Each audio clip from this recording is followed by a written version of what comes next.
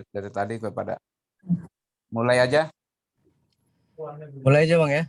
Ya, mulai deh. Auzubillahiminasyaitonirrajim. Bismillahirrahmanirrahim. Assalamualaikum warahmatullahi wabarakatuh. Waalaikumsalam warahmatullahi wabarakatuh. Selamat sore Kanda, Yunda, rekan-rekan semua. Salam sejahtera bagi kita semua. Pada kesempatan sore ini seperti biasa, forum hukum kembali untuk kemudian memberikan perspektif-perspektif baru terkait dengan isu-isu yang mungkin paling mutakhir terkait dengan hukum. Dan pada kesempatan kali ini tema kita adalah terkait dengan pergeseran kewenangan pembinaan dan organisasi pengadilan pajak yang sebelumnya ada di Kementerian Keuangan sekarang beralih ke Mahkamah. Nah, saya di sini selaku moderator sebenarnya, tapi sekaligus selaku MC, tentu pertama-tama akan menyampaikan susunan acara pada kegiatan webinar sore hari ini. Yang pertama pembukaan, kemudian yang kedua menyanyikan lagu Indonesia Raya dan juga himne HMI, kemudian pengantar diskusi oleh Presidium Korbit Hukum Bang Rifki Karisayuda, dan yang terakhir diskusi dan penutup. Saya kira untuk mempersingkat waktu, pertama pembukaan ya, marilah kita buka acara ini dengan sama-sama membaca basmalah. Bismillahirrahmanirrahim. Kemudian berikutnya adalah menyanyikan lagu Indonesia Raya dan nanti disusul langsung dengan lagu himne HMI. Mohon kepada para peserta untuk bisa berdiri atau bersikap sempurna. Demikian. Silahkan operator.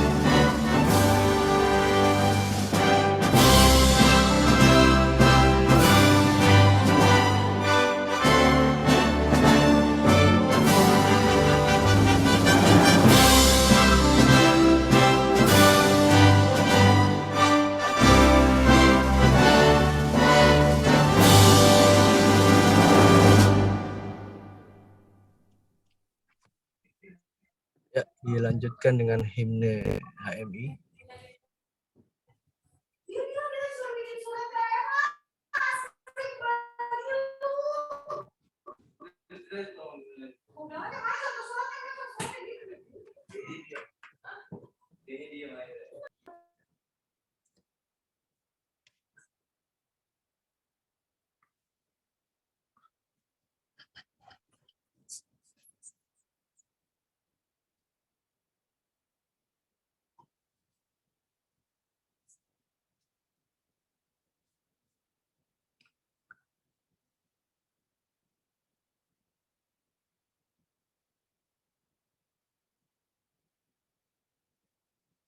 Mas Abdan. Ya.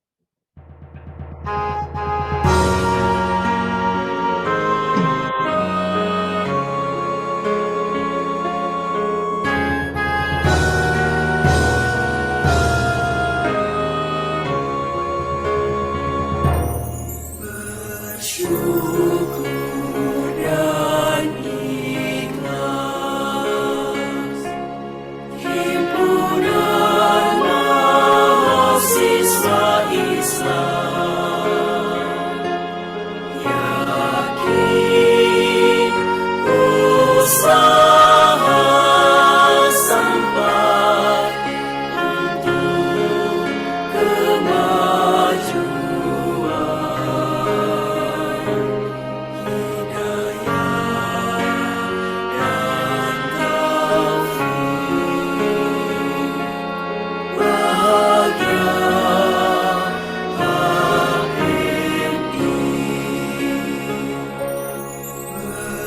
doa dan ikrar menjunjung tinggi syiar Islam.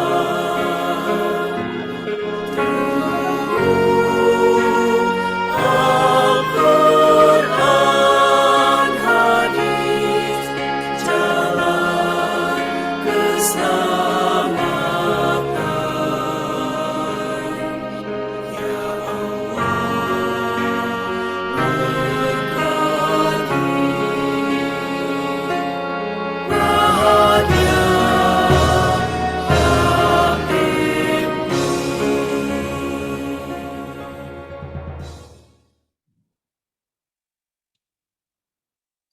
Ya, demikian tadi lagu Indonesia Raya dan juga himne HMI.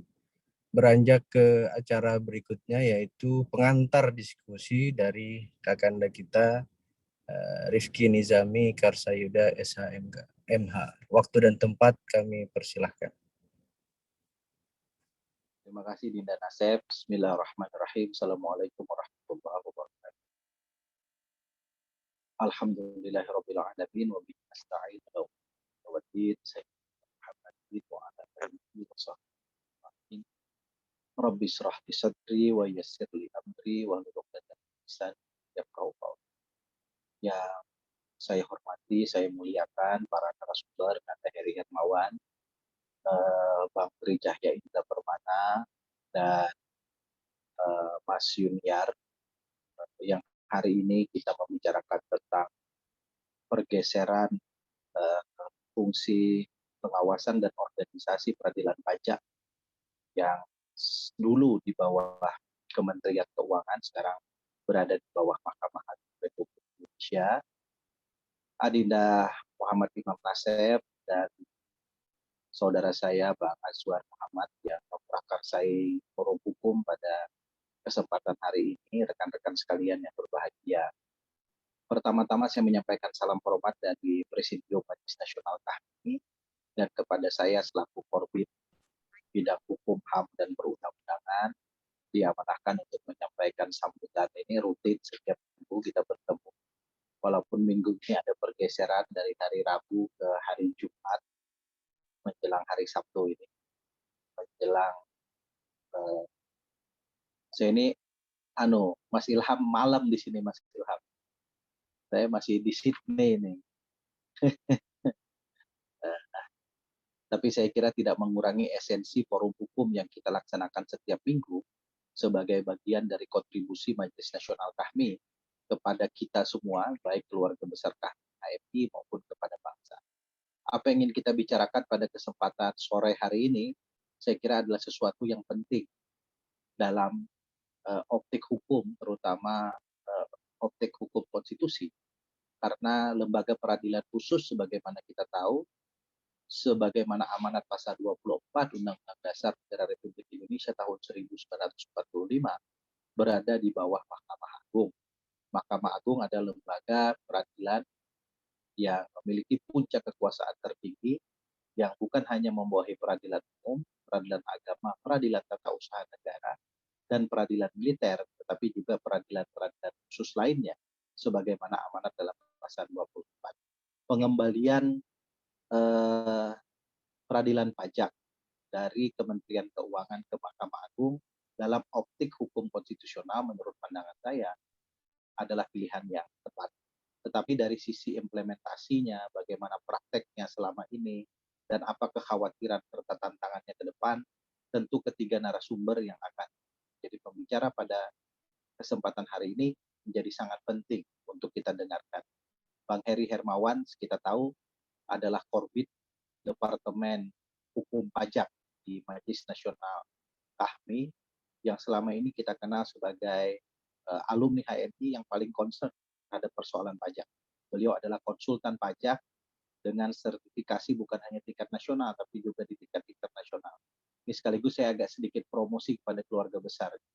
Jadi konsultan pajak kita ini bukan cuma punya orang luar, kita sendiri punya konsultan pajak, dan Majelis Nasional KHMI sudah mengantisipasi persoalan-persoalan ini dengan membentuk Departemen Hukum Pajak di bawah korbit kita semua ini, korbit hukum, HAM, dan peraturan perundang-undang.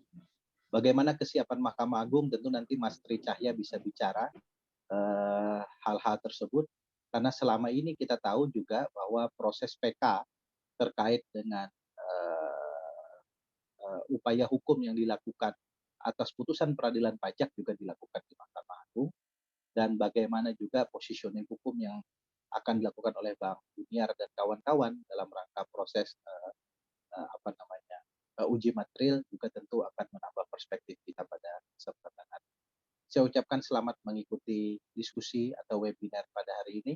Saya meyakini webinar ini kendati tidak terlalu menjadi diskursus publik, tetapi sebetulnya ini sangat penting untuk kita bicarakan, terlebih keinginan kita untuk memberantas mafia pajak yang saya kira dalam banyak kasus, termasuk kasus Rafael Alun yang baru-baru ini mengguncangkan Indonesia, menjadikan apa yang kita diskusikan pada kesempatan sore hari ini penting. Selamat melaksanakan webinar. Mohon maaf atas segala kekurangan kesilapan. Billahi taufiq wal hidayah. Assalamualaikum warahmatullahi wabarakatuh. Waalaikumsalam. Waalaikumsalam. Warahmatullahi wabarakatuh. Terima kasih kepada Kanda Rizky Karsayuda yang sedang nggak tahu liburan atau apa nih Kanda, atau ditunggu kembali kedatangannya di Indonesia di tanah air. Oke, untuk mempersingkat waktu kita langsung akan menuju ke acara inti, yaitu webinar atau diskusi. Sebelumnya tentu di sini kita telah hadir 3 narasumber yang tadi juga sudah diperkenalkan oleh Pak Presidium. Yang pertama mungkin sekilas ya, agar kita mungkin bisa lebih kenal lagi dengan para ketiga narasumber ini. Saya coba akan membacakan secara singkat saja CV dari masing-masing narasumber. Pertama ada Mas Junior Riza Hakiki. Nah, kebetulan Mas Junior ini adalah pemohon dari uji materi yang akhirnya melahirkan putusan 26/2003 ini. Nah, Mas Junior ini kebetulan aktif di Pusat Studi Hukum Konstitusi Fakultas Hukum Universitas Islam Indonesia. Kemudian aktif juga di berbagai jurnal sebagai editor gitu ya. S1 diselesaikan di FHUII, S2 juga di FHUII. Ada beberapa karya ilmiah tentunya yang sudah banyak ditulis ya. Di antaranya buku Potret Penentuan Bakal Calon Legislatif, Motif Partai Politik di Yogyakarta, dan seterusnya. Kemudian yang kedua ada Bang Heri ya. Tadi juga Presidium kita sudah memperkenalkan Bang Heri. Ini saya bacakan saja sekilas CV beliau. Dari sisi pendidikan S1 di Universitas Gadjah Mada, kemudian S2 di STIE Wijaya Kesuma, kandidat, dan sekarang kandidat doktor di Universitas Gadjah Mada. Sertifikasi konsultan pajak tingkat C, kemudian Chartered Accountant, dan tadi yang juga sudah disebut ASEAN Chartered Professional Accountant. Sekarang di MN Kahmi menjabat sebagai koordinator Departemen Hukum Pajak dan Keuangan. Terakhir, ini saya kira tamu yang cukup istimewa juga dari Mahkamah Agung. Ada Bapak Dr. Tri Cahya Indra Permana. Nah, beliau kebetulan punya pengalaman yang cukup panjang sebagai praktisi, khususnya sebagai hakim ya.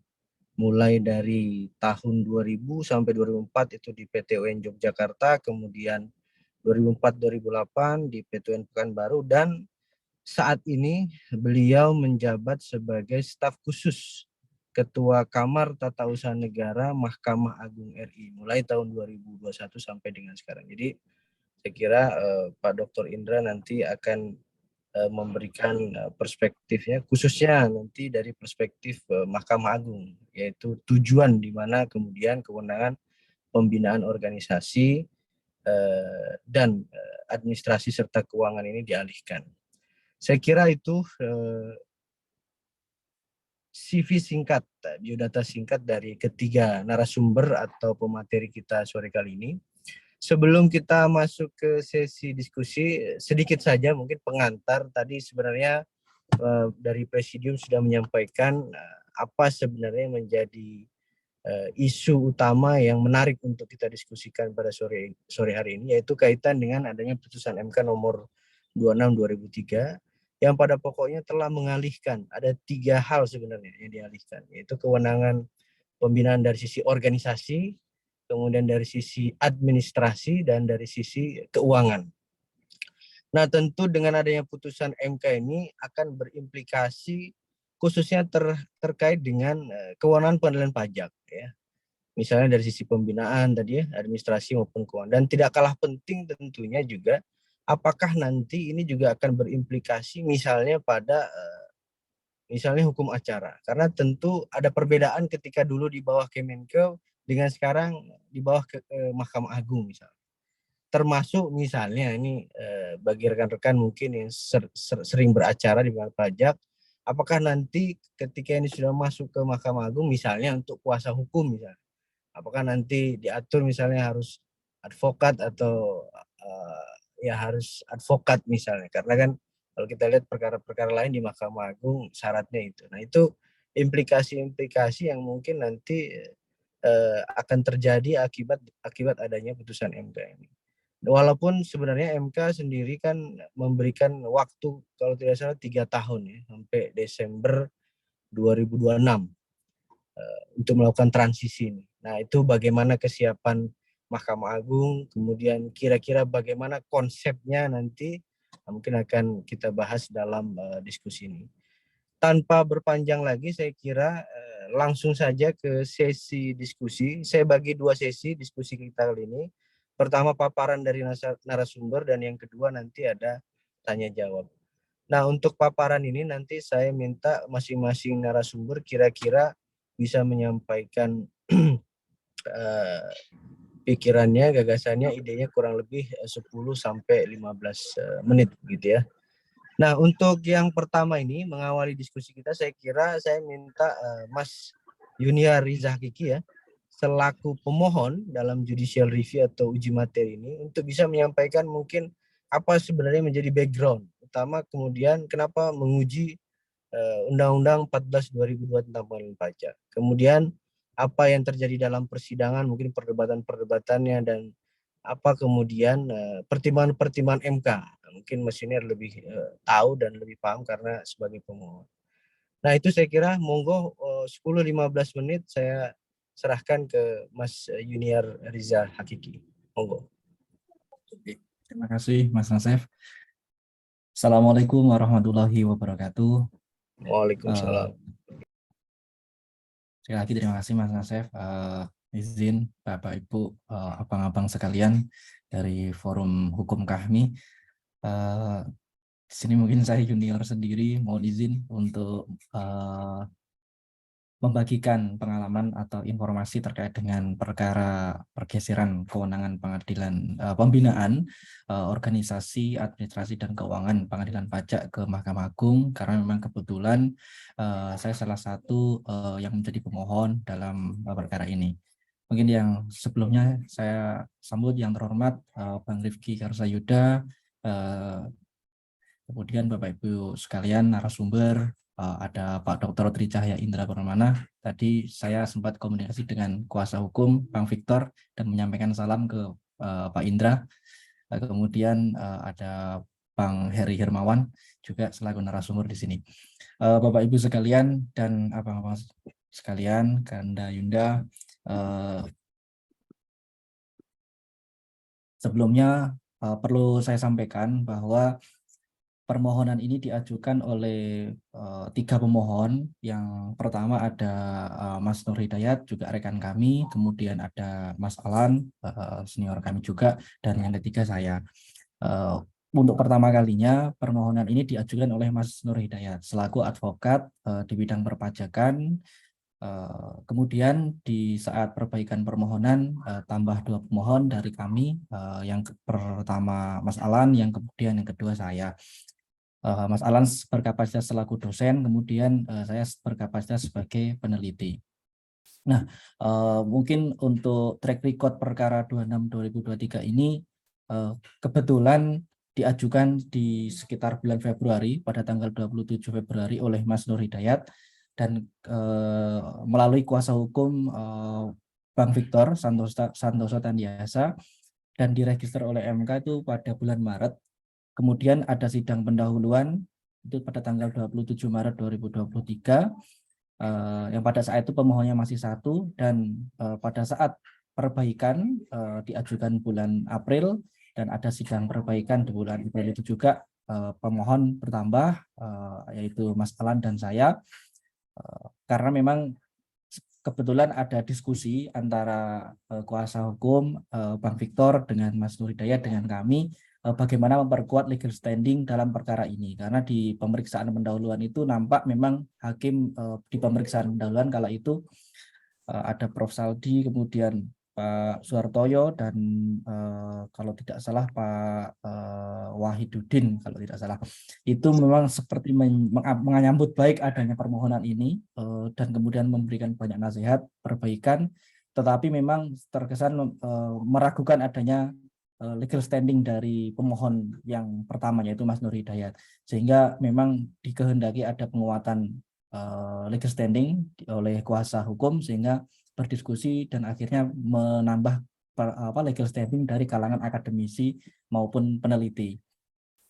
Selanjutnya putusan ini disampaikan atau diucapkan oleh Mahkamah Konstitusi pada bulan Mei. Artinya perkara ini sangat cepat, cukup cepat, karena tanpa dilakukan pemeriksaan persidangan dengan mendengarkan keterangan dari pemerintah maupun DPR, bahkan tidak ada pihak terkait yang masuk di dalam perkara ini, sehingga memang perkara ini diputus relatif cepat, hanya 2 kali sidang, yaitu di sidang pendahuluan pertama, dan kemudian sidang perbaikan yang kedua, dan putusan. Nah, mungkin dari saya pribadi selaku pemohon, karena seharusnya di sini juga ada Mas Alan, mungkin nanti juga akan cerita. Saya pribadi mengajukan diri sebagai pemohon selaku peneliti di Pusat Studi Hukum Konstitusi Fakultas Hukum UII.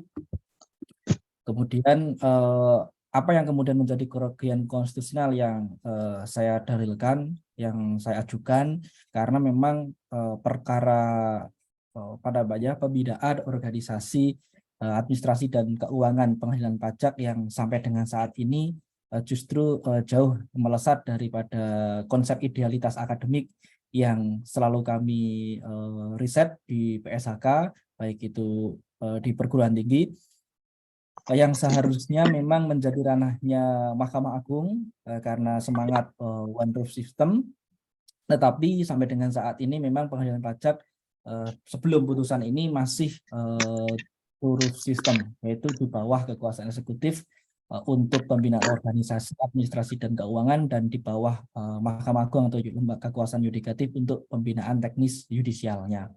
Maka inilah yang kemudian menjadi alasan kami mengajukan. Dan untuk mempertegas kerugian konstitusional, karena memang di MK cukup ketat, kami mendalilkan bahwa dengan kondisi norma pasal 5 ayat 2 yang masih two roof system ini mengganggu atau merugikan hak konstitusional kami selaku pemohon, karena ketika akan menjalankan praktik, misalnya di sini pendampingan menjelaskan kepada para mitra yang terkait dengan persoalan perpajakan itu kesulitan, karena secara regulasi antara yang idealitas akademik dengan regulasi itu atau praktik tidak sejalan, sehingga kami kesulitan ketika harus menjelaskan itu kepada para mitra soal bagaimana membangun atau mendesain norma yang ideal kaitannya dengan penyelesaian sengketa perpajakan.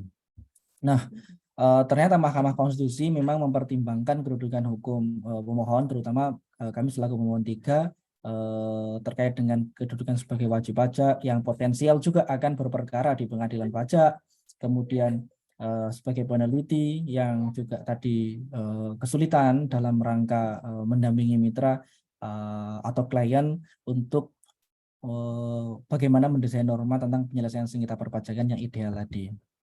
Nah, pokok permohonan yang kami ajukan itu sebenarnya ada 2 di dalam permohonan itu. Yang pertama meminta pasal 5 ayat 2 itu bertentangan secara bersyarat sepanjang frasa Departemen Keuangan itu dimaknai Mahkamah Agung, atau kalau memang tidak dipilih permohonan amat petitum yang itu saat itu diajukanlah permohonan agar ada semacam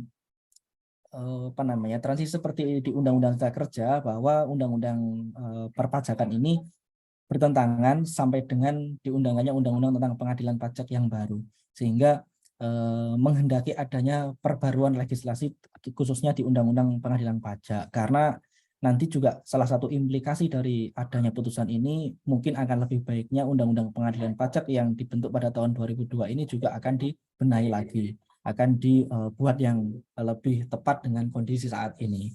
Tetapi oleh Mahkamah Konstitusi nanti yang mungkin di dalam amar putusan itu lebih dipilih memaknai Departemen Keuangan menjadi Mahkamah Agung dalam durasi yang tadi disampaikan oleh Mas Nasif juga, dalam kurun waktu sampai bulan Desember tahun 2026.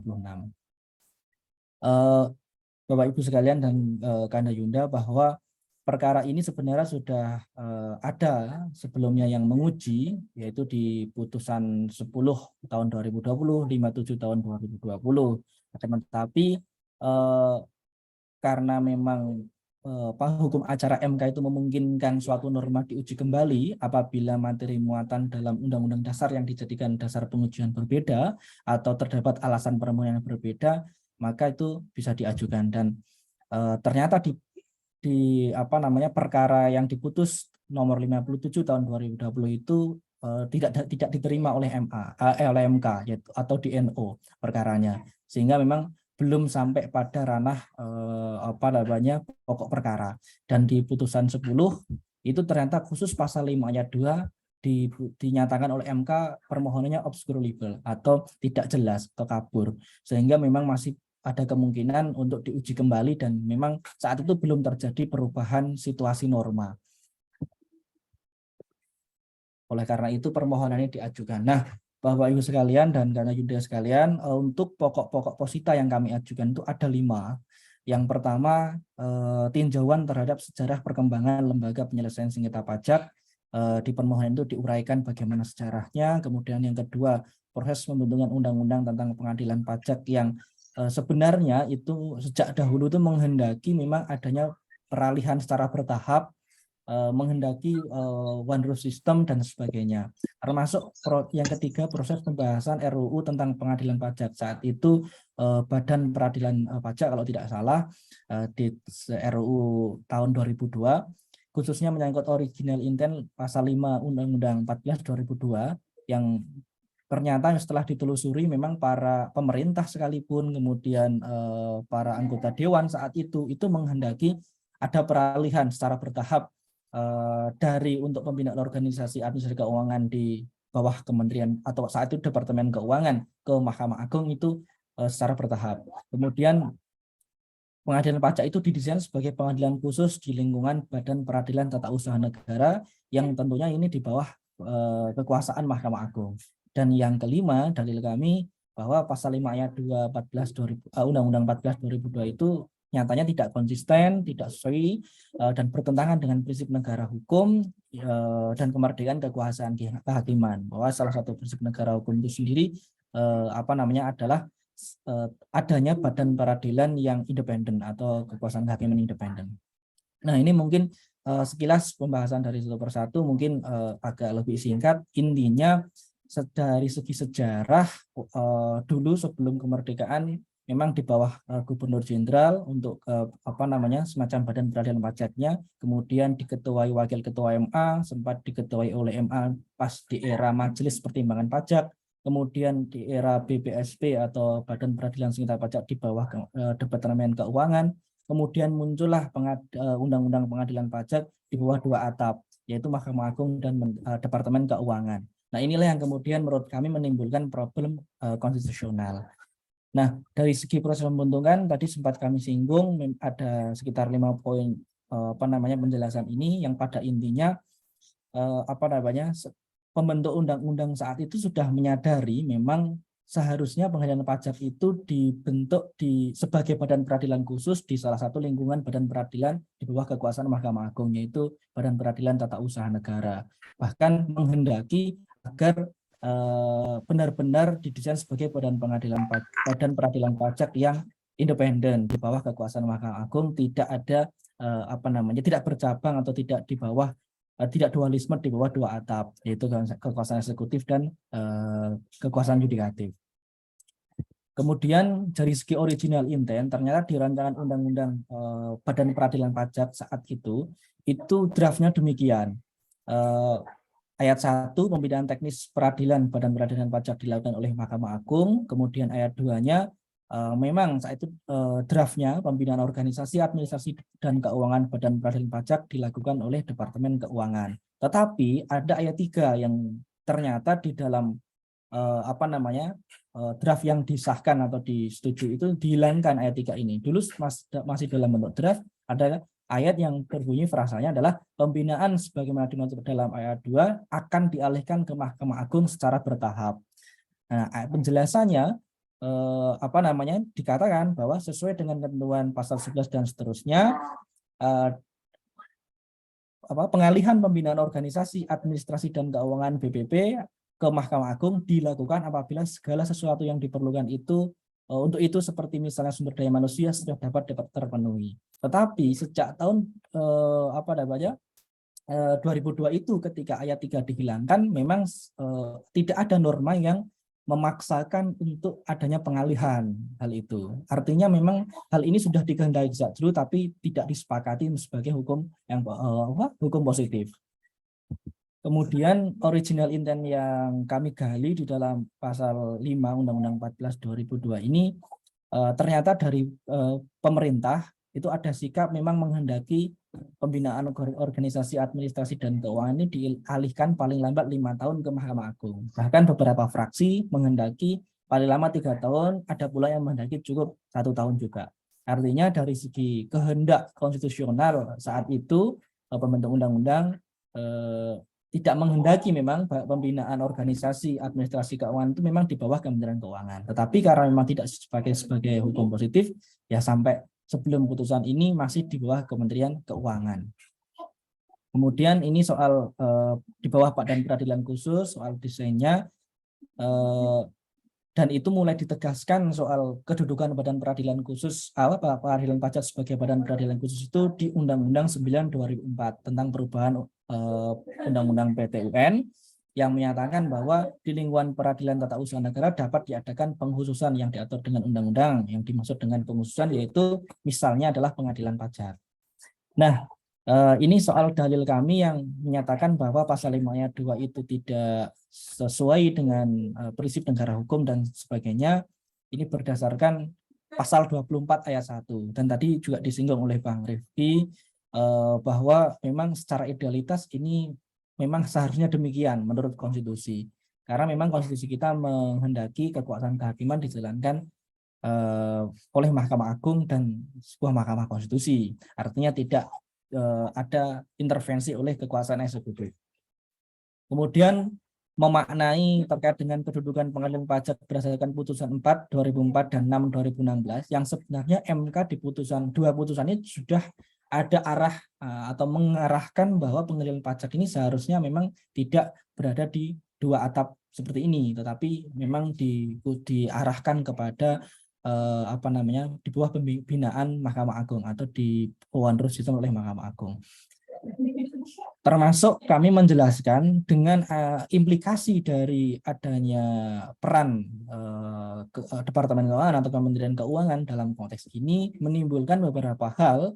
Itu ada semacam peran Menteri Keuangan, misalnya seperti tata cara penunjukan hakim ad hoc, kemudian mengatur tunjangan pejabat pengadilan, syarat menjadi kuasa hukum dan sebagainya. Itu juga ada keterlibatan Menteri Keuangan yang di sini jelas-jelas secara hukum tentunya akan baik secara langsung atau tidak langsung bisa mengganggu independensi kekuasaan kehakiman. Konteks ini adalah pengadilan pajak.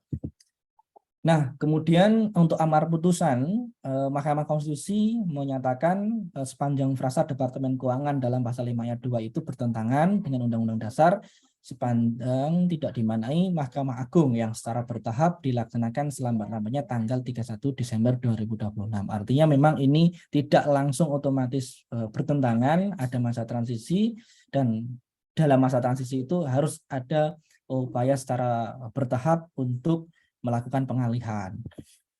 Nah, apa yang dipertimbangkan oleh Mahkamah Konstitusi, ternyata Mahkamah Konstitusi sejalan setidaknya dengan beberapa dalil atau posita pemohon.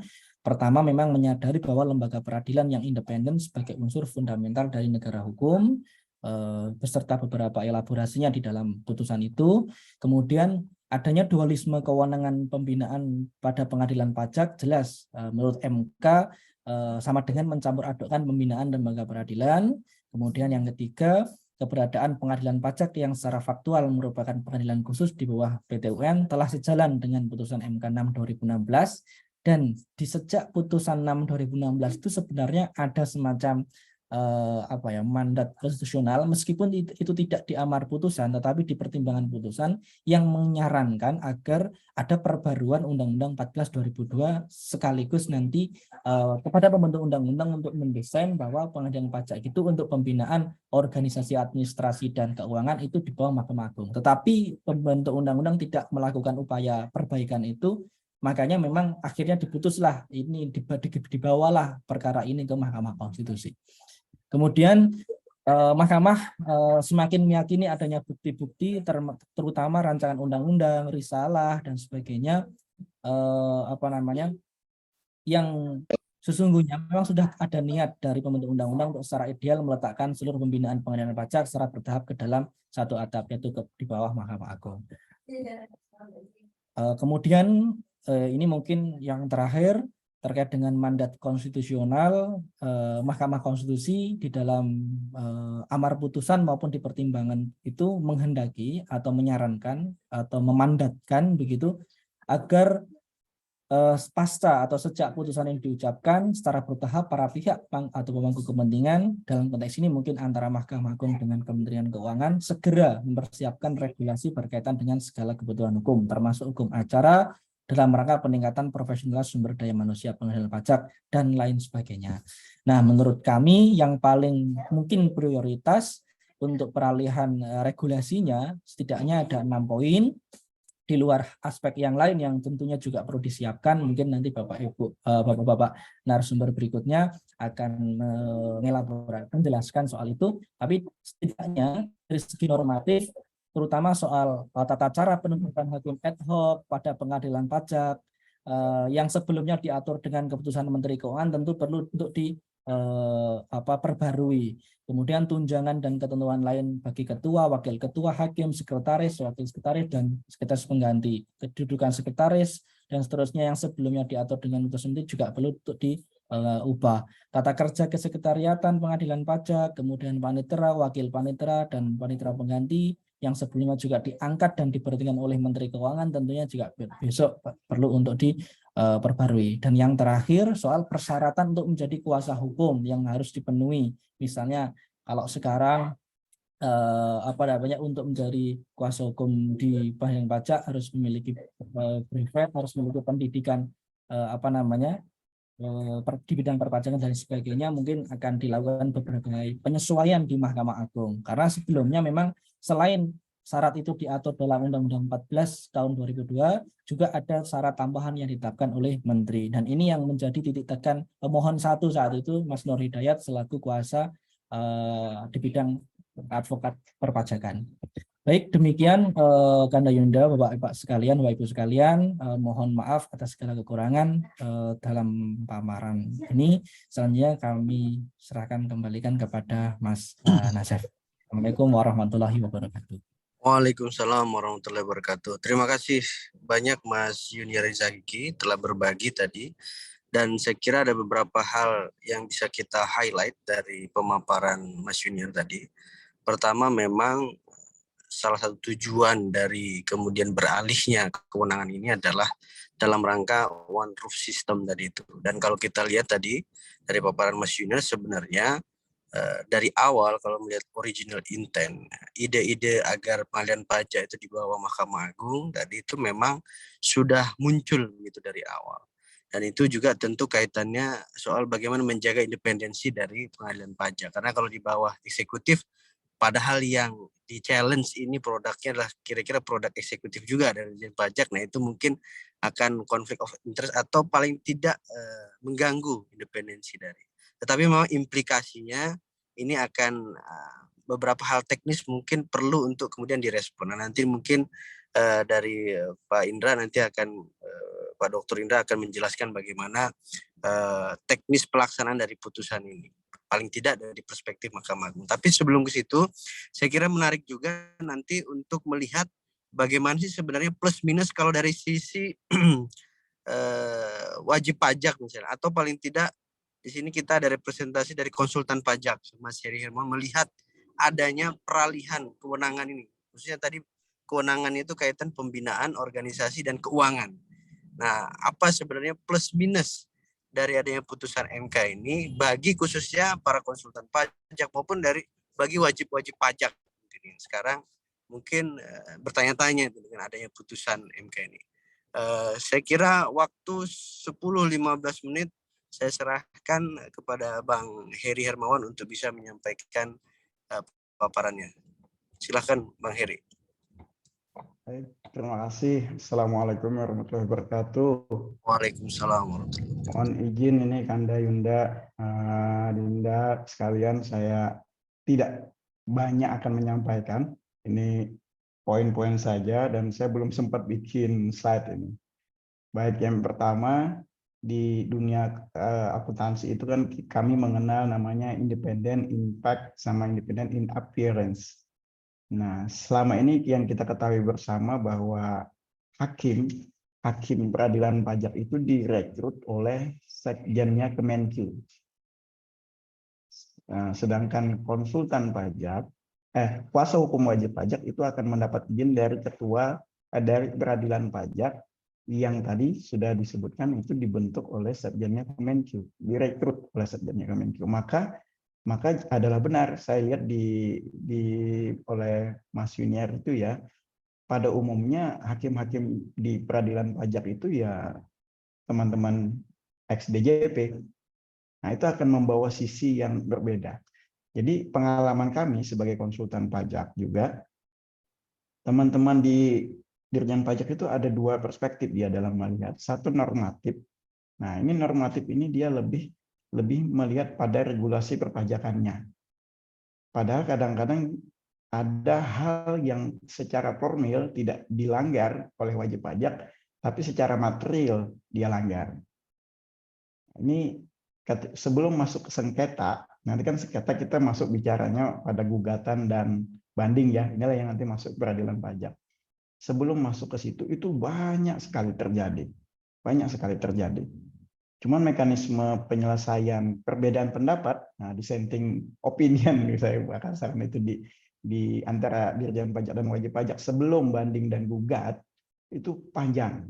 Mulai dari SP2, sebelum SP2 ada konseling secara AR secara langsung, kemudian ada SP2, kemudian ada SP2DK, kemudian ada SP2, lalu nanti biasanya sampai buper. Ini butuh kadang-kadang waktu berbulan-bulan bahkan tahunan baru bisa naik sampai menjadi sengketa. Tapi itu banyak sekali kejadian. Nah, itu yang menangani adalah tentu eksekutif tadi yang pada akhirnya sebagian besar dari mereka juga akan menjadi hakim. Nah, sehingga kan bisa kita membayangkan walaupun impact-nya mereka independen, tapi in appearance-nya itu saya nggak membantah. Kalau bisa jadi mereka masih berpikir secara normatif.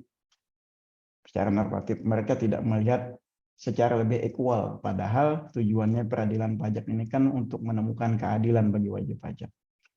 Nah itu ke sana. Yang kedua tadi dikatakan sudah memang saya setuju ya sama Bang Irfan tadi kan kita diskusi ini belum menjadi diskursus.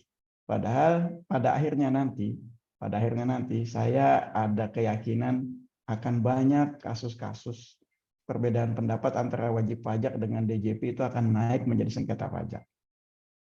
Ada hal yang perlu kita ingat kembali, pemadanan NIK dan NPWP. Ini luar biasa nanti data kita itu. Kanda Yunda ini punya member di Alfamart, di Lotte dan seterusnya ya, naik pesawat pakai KTP. Itu datanya akan terbaca semua nanti. Dan bisa jadi kita tidak begitu memahami sisi formilnya perpajakan.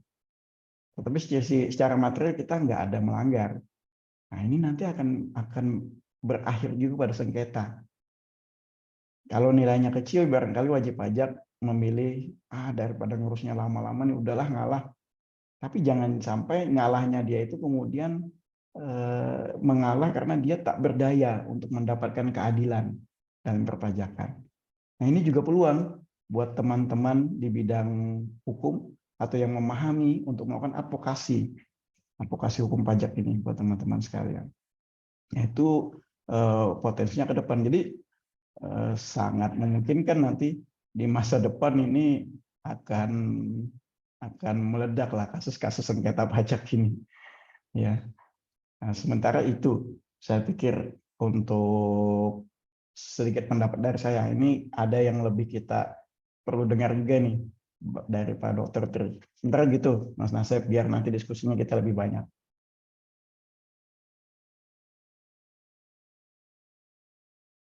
Oke, makasih Bang Heri Hermawan. Tadi walaupun sedikit saya kira cukup padat tadi yang dan nanti mungkin bisa kita elaborasi kembali di saat sesi diskusi. Nah, berikutnya saya kira untuk mempersingkat waktu kita lanjut ke pemateri narasumber ketiga. Nah, ini gongnya saya kira. Karena yang dilimpahkan ini perintah MK dan melimpahkan ke Mahkamah Agung. Nah, saya kira kita nanti mohon mungkin pencerahan begitu ya dari Pak Dr. Tri Cahya Indra Permana, bagaimana kemudian persiapan MK merespon putusan MK ini di tengah tadi di lain sisi juga ada proses yang sedang berjalan, yaitu RUU tentang kalau nggak salah tadi Badan Peradilan Pajak kalau nggak salah ya. Nah, bagaimana kemudian mensinergikan itu kira-kira itu, dan saya kira tidak perlu panjang lebar, waktu dan tepat 10-15 menit saya serahkan ke Pak Dr. Tri Cahya Indra Permana. Monggo, Pak. Terima kasih, Mas Nasib. Suara saya bisa didengar? Jelas, jelas. Ya, dengar. Alhamdulillah. Jelas. Bismillahirrahmanirrahim. Assalamualaikum warahmatullahi wabarakatuh. Waalaikumsalam Alhamdulillahirabbil alamin. Wassalatu wassalamu ala asrafil anbiya'i wal mursalin wa ala alihi wa sahbihi ajma'in. Amma ba'du. Rabbi shrah li sadri wa yassir li amri wa hlul 'uqdatam min lisani yafqahu qawli. Rabbi zidni ilman warzuqni fahman. Bapak Ibu yang saya hormati, Pak Rifki, kemudian Mas Yuniar, Mas Heri, Mas Nasef, Bapak Ibu sekalian yang mohon maaf tidak bisa saya sebutkan satu persatu. Saya lihat ada Prof. Cip juga, salam hormat Prof. Kalau memang ada di tempat. Pertama-tama kami mengucapkan terima kasih atas undangannya dari HMI untuk mendiskusikan isu yang cukup hangat beberapa hari ini berkaitan dengan pengadilan pajak satu atap di bawah Mahkamah Agung. Meskipun demikian, saya melihat diskusi pada sore hari ini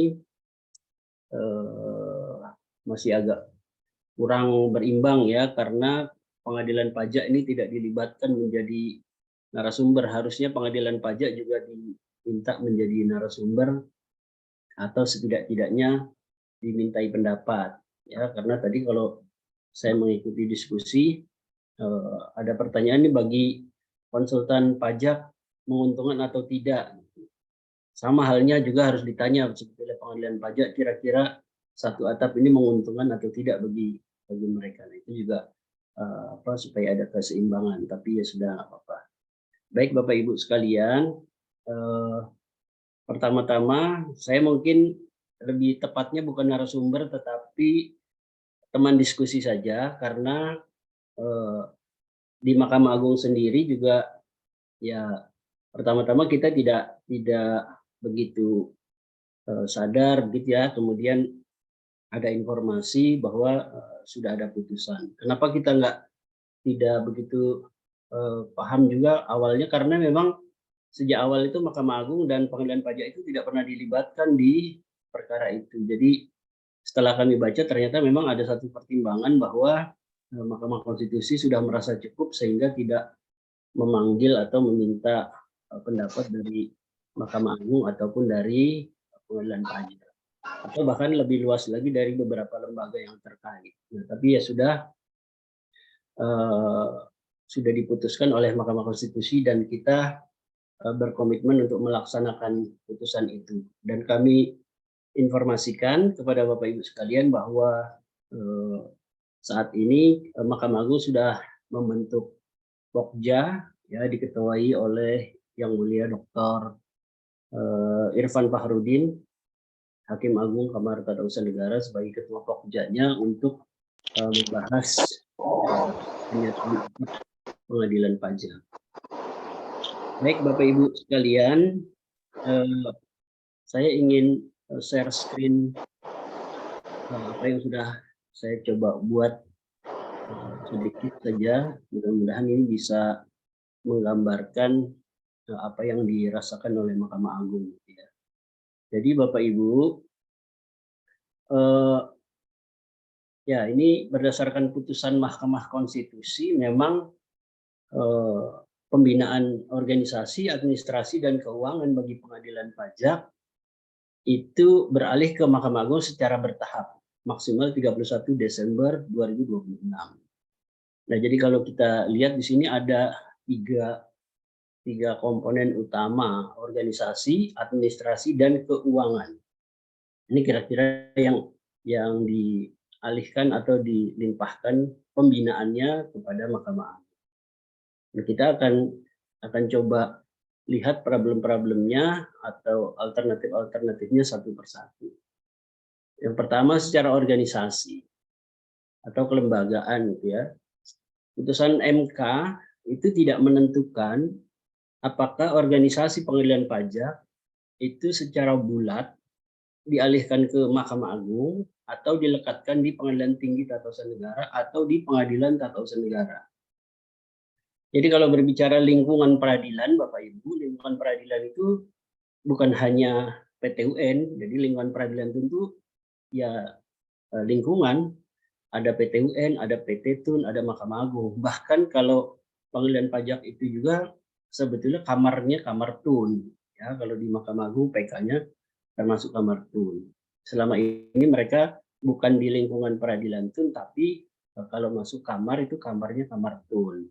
Nah, setelah putusan Mahkamah Konstitusi menjadi lingkungan peradilan Tun. Nah, di putusan MK mungkin karena tidak meminta pendapat Mahkamah Agung atau pengadilan pajak atau pihak-pihak yang lain yang terkait, dia tidak menentukan apakah dia secara bulat ke Mahkamah Agung, dalam hal ini di bawah kamar Tun langsung, atau dilekatkan atau ditempelkan di pengadilan tinggi atau di pengadilan Tun.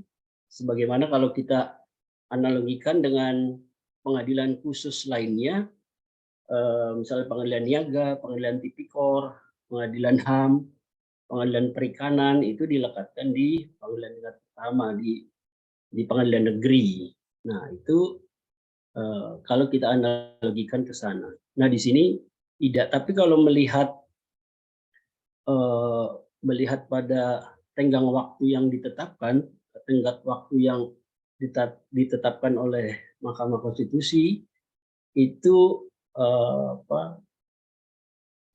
ada beberapa alternatif yang butuh waktu panjang dan ada yang dapat dilakukan dalam waktu yang lebih singkat. Nah, nanti kita mungkin akan ke sana. Nah, yang pertama, ini ada alternatif yang mungkin dirasa paling ideal gitu ya bagi pemohon. Saya juga nggak tahu konsepnya pemohon itu apakah dilekatkan di PT UN sebagaimana di pengadilan niaga atau pengadilan tipikor atau bagaimana, itu saya juga belum terlalu paham. Nah, namun demikian Bapak Ibu, ini ada beberapa konsekuensinya. Kalau pengadilan pajak dilekatkan di PT UN, itu sebetulnya sama dengan mendowngrade. Mendowngrade itu menurunkan rating atau ya ya menurunkan nanti ya pengadilan pajak secara kelembagaan, karena pengadilan pajak itu sesungguhnya dia setingkat dengan pengadilan tinggi TUN. Ya, kalau Bapak Ibu mungkin pernah beracara di Pengadilan Tinggi Tata Usaha Negara di Cikini itu, di samping Ubur Cikini di situ ya, itu ada sidang tingkat pertama untuk perkara pemberhentian PNS yang dia sudah menempuh upaya banding administratif di BAPOK atau sekarang namanya BPASN. Nah, pengadilan tingkat pertamanya itu bukan di PT UN lagi, tapi di PT TUN, dalam hal ini PT TUN Jakarta. Kenapa? Karena BPASN sudah dipersamakan dengan pengadilan tingkat pertama, sehingga pengajuan gugatannya itu diajukan di PT TUN. Nah, selama ini juga ketua dan wakil ketua pengadilan pajak itu dilantik dan mengucapkan sumpah di hadapan ketua Mahkamah Agung. Jadi sama dengan ketua pengadilan tinggi. Bahkan kalau Bapak Ibu tahu, wakil ketua pengadilan tinggi itu tidak dilantik oleh di hadapan ketua Mahkamah Agung, dia dilantik oleh KPT saja. Tapi untuk wakil ketua pengadilan pajak itu di hadapan ketua Mahkamah Agung. Jadi lebih istimewa mereka, ya, lebih tinggi kedudukannya. Yang kedua, pengadilan pajak hanya ada di ibu kota negara di pasal 3 Undang-Undang Pengadilan Pajak, sedangkan di PT UN di seluruh Indonesia ini memang ada benturan juga ya kalau dia dilekatkan di PT UN. Namun kami juga berpikir mungkin nantinya bisa dijadikan sebagai sitting plat saja gitu ya, atau tempat sidang di seluruh Indonesia, karena PT UN sudah ada di setiap provinsi. Nah, yang ketiga, jika dilekatkan di PT UN itu memang ada problem di sana untuk syarat menjadi hakim pengadilan pajak itu minimal 45 tahun. Sedangkan kalau di PT UN mayoritas itu dari fresh graduate, yes. Dulu ketika saya daftar Cakim, Pak Cundo itu juga dari fresh graduate, mungkin usia 25 tahun atau kurang dari itu, bahkan kita daftar Cakim kemudian diterima baru dididik menjadi calon hakim. Nah, sedangkan di pengadilan pajak kan tidak bisa, dia minimal 45 tahun dan berpengalaman serta memiliki pengetahuan di bidang perpajakan. Nah, yang lebih downgrade lagi kalau ditaruh di PT UN, pimpinan pengadilan pajak bukan pimpinan lagi, karena di PT UN juga sudah ada pimpinannya. Kemudian hakim pajak bisa menjadi hakim ad hoc seperti di pengadilan tipikor, dan otomatis gaji dan tunjangan hakim pajak atau bahkan pimpinan itu turun drastis. Nah, itu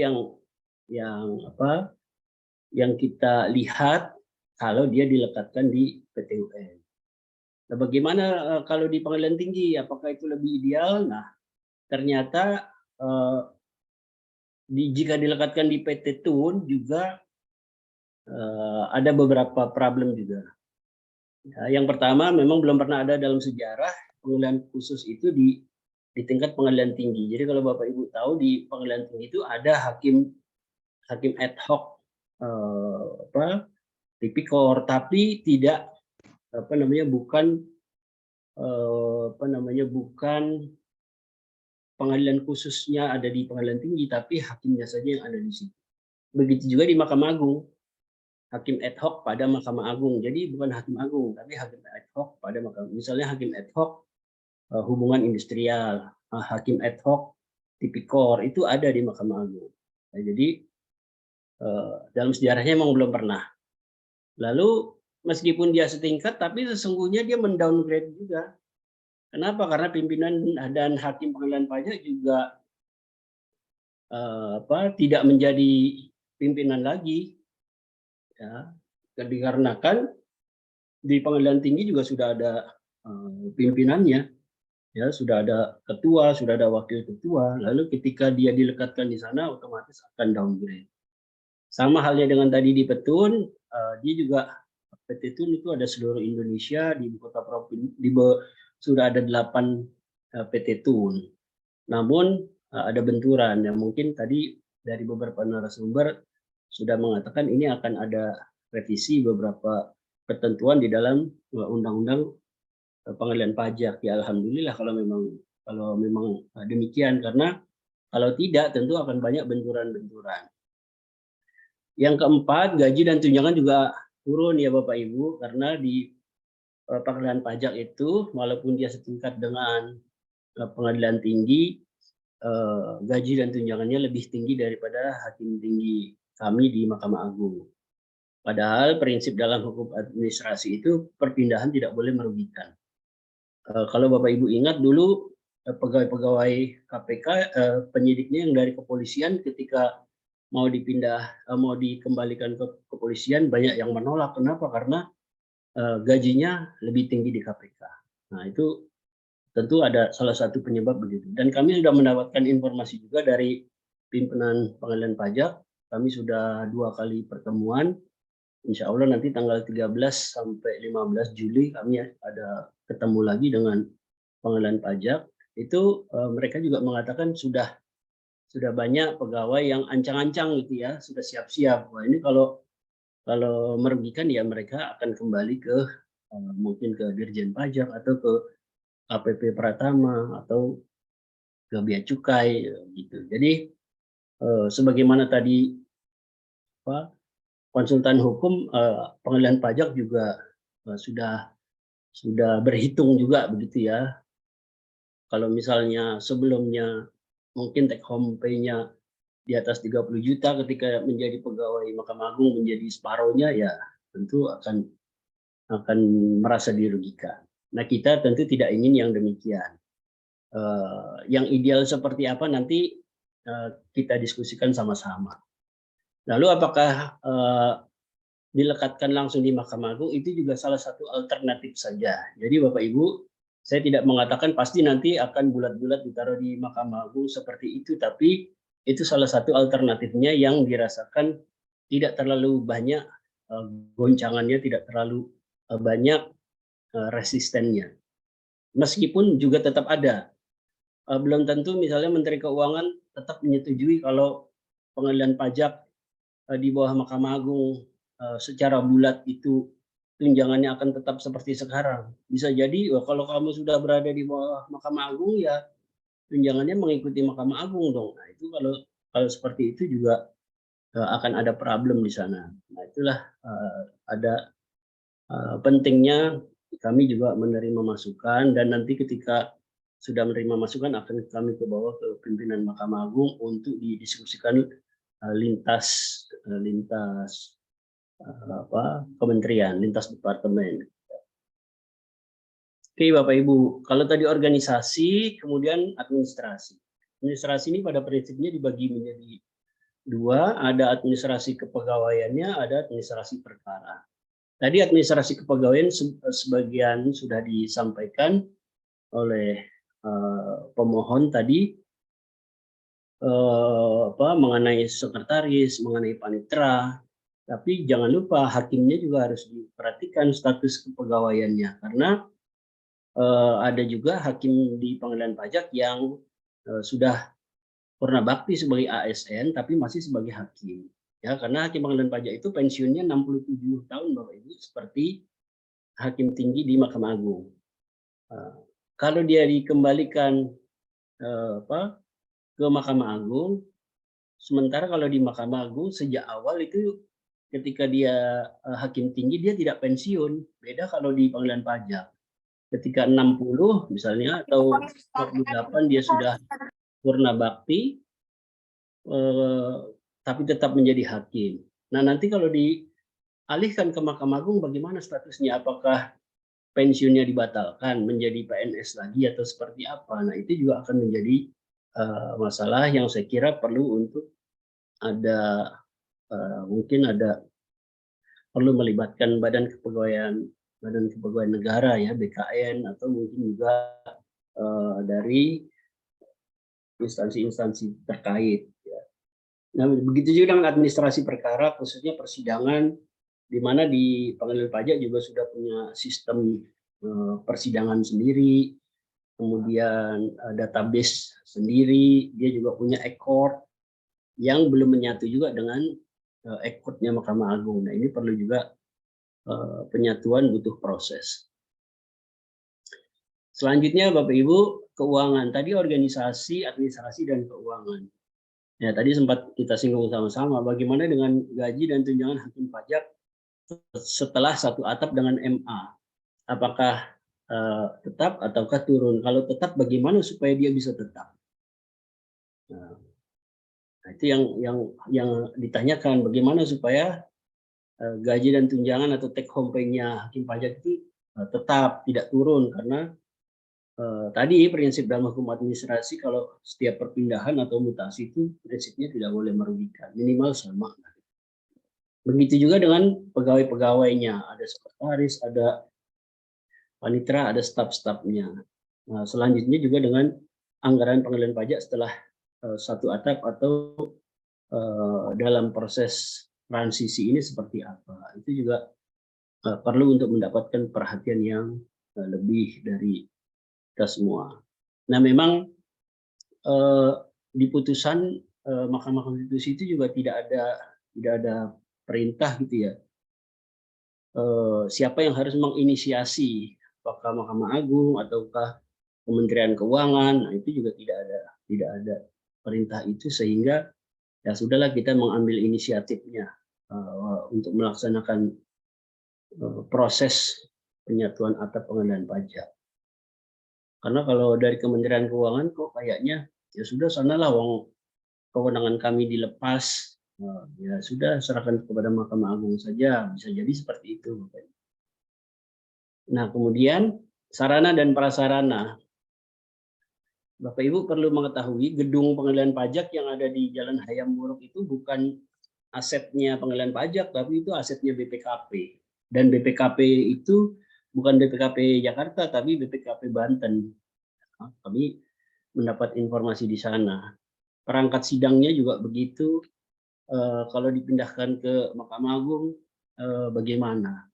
Gedung juga di Mahkamah Agung saat ini belum ada tempat yang ya representatif ya. Kalau memang dipindahkan ke Mahkamah Agung, pegawainya saja 433 di pengadilan pajak. Hakimnya itu 73. Kemarin 60, kemarin berapa? Dilantik hakim pajak yang baru. Insya Allah nanti bulan Juli kami akan melakukan pembinaan. Nah, itu cukup banyak. Jadi memang perlu proses. Kelihatannya 31 Desember 2026 ini cukup lama, tapi sebetulnya tidak juga, karena apalagi mau ada pemilu ya, nanti bisa jadi perhatian pemerintah itu terpecah ya kalau tidak segera dimulai. Begitu juga dengan aplikasi ya, ini perlu menyatukan dengan e-court yang ada di Mahkamah Agung. Nah, Bapak Ibu, langkah satu atap yang ya disadari oleh Mahkamah Agung memang perlu koordinasi antara beberapa lembaga, antara lain Mahkamah Agung, Kementerian Keuangan, BPKP, mungkin Setnek juga terkait dengan peraturan perundang-undangan yang menjadi landasan operasionalnya. Seandainya memang itu dialihkan seluruhnya, gitu ya, mungkin perlu satu peraturan pemerintah yang menjadi landasan operasionalnya. Kemudian perlu juga BKN tadi dalam hal kepegawaiannya, dan tentunya pengadilan pajak itu sendiri. Ya. Nah, di samping itu, selain koordinasi, kita juga perlu peraturan perundang-undangan seperti yang saya sebutkan tadi, ya mungkin dari Setnek. Nah, setelah proses penyatuan atap ini mungkin sudah selesai, kami tentu akan membuat satu peraturan Mahkamah Agung ya mengenai perubahan struktur organisasi di Mahkamah Agung. Jadi nanti pengadilan pajak dimasukkan ke dalam struktur organisasi di Mahkamah Agung. Nah, proses-proses ini juga perlu timeline gitu atau target-target supaya nanti tidak meleset ya, supaya tidak terlena masih panjang tapi tiba-tiba sudah 2024 misalnya. Itu kan perlu ada timeline gitu. Nah, tadi sudah disampaikan juga beberapa isu pasca nanti pengadilan pajak di bawah Mahkamah Agung. Ya, misalnya bagaimana rekrutmen hakim pajak selanjutnya, bagaimana syarat menjadi kuasa hukum atau advokat pajak, bagaimana juga dengan konsultan pajak, itu nanti akan dibahas pasca pengadilan pajak di bawah Mahkamah Agung. Namun demikian yang paling penting itu organisasinya terlebih dahulu, Bapak. Jadi ada skala-skala prioritas yang harus dijadikan bahan masukan atau bahan untuk diselesaikan yang paling penting terlebih dahulu. Nah, sebagai penutup, meskipun Mahkamah Agung tidak dimintai pendapat oleh Mahkamah Konstitusi tentang pengalihan satu atap ini, namun Mahkamah Agung menjamin akan melaksanakan putusan MK tersebut. Ya, buktinya kita sudah membentuk Pokja yang dalam hal ini diketuai oleh Yang Mulia Dr. Irfan Fakhrudin. Kemudian kita juga sudah ketemu bicara dengan pengadilan pajak, mungkin nanti akan diperluas lagi cakupan diskusinya. Kemudian Mahkamah Agung termasuk melalui forum ini juga meminta masukan dari masyarakat, akademisi, termasuk dari pemohon mengenai konsep penyatuan atap pengadilan pajak yang lebih ideal seperti apa, yang tentunya tidak merugikan pihak manapun, khususnya yang sudah ada di pengadilan pajak, ya. Dan Mahkamah Agung sudah memulai tahapan penyatuan atap atau proses satu atap pengadilan pajak tersebut. Meskipun ini putusan juga belum 1 bulan, sebetulnya kan putusan tanggal berapa kemarin, 26 Mei, ini masih tanggal 23, jadi belum genap 1 bulan. Tapi insya Allah proses itu akan kita lalui.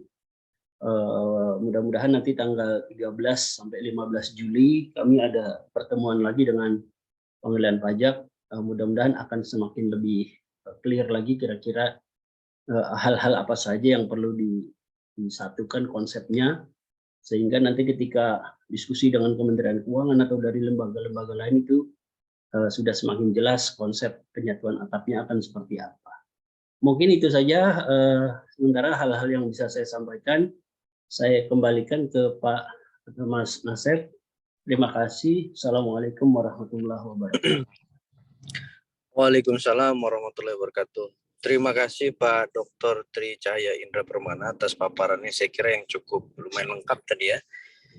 Bagaimana kemudian upaya-upaya yang sudah dilakukan Mahkamah Agung walaupun masih terbuka ya dengan berbagai macam saran, gagasan, ide untuk bagaimana kemudian menempatkan misalnya posisi peradilan pajak ini yang ideal gitu.